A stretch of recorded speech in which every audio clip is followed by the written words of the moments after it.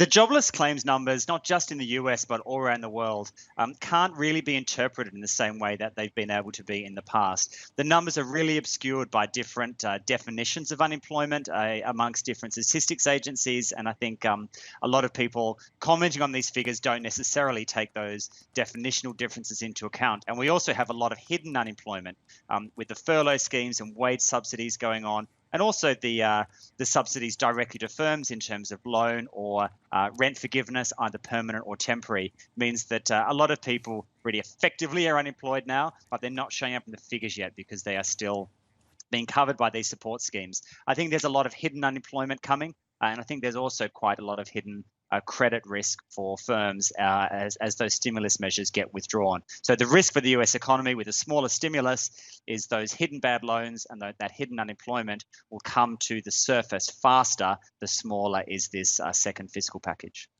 The Fed says that rates will stay low or unchanged until 2023. Is that a bit too pessimistic in your opinion?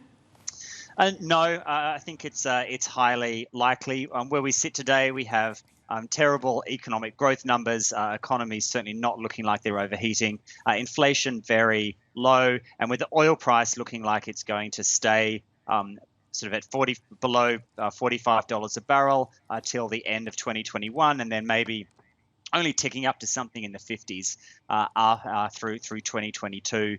We're not going to see large inflation pressure coming along. That means the Fed really have no reason to raise rates. And let's remember, I mean, Japan has had virtually zero rates for 30 years and no sign of them going up. I think there's an instinctive assumption to think that, right, once you get through the crisis in 3-4 years' time, things go back to normal. However, where we sit today, I think we could be looking at a really step change in our long-term economic outlook. These very high debt levels, low inflation, low growth. With government debt as high as it is, the central banks in the US and elsewhere just have to keep interest rates low. Otherwise, those repayments become too much of a burden. So I think we'll see what the Bank of Japan has been doing for the last few decades becoming a bit more of the norm, and even the Fed shifting substantially in that direction.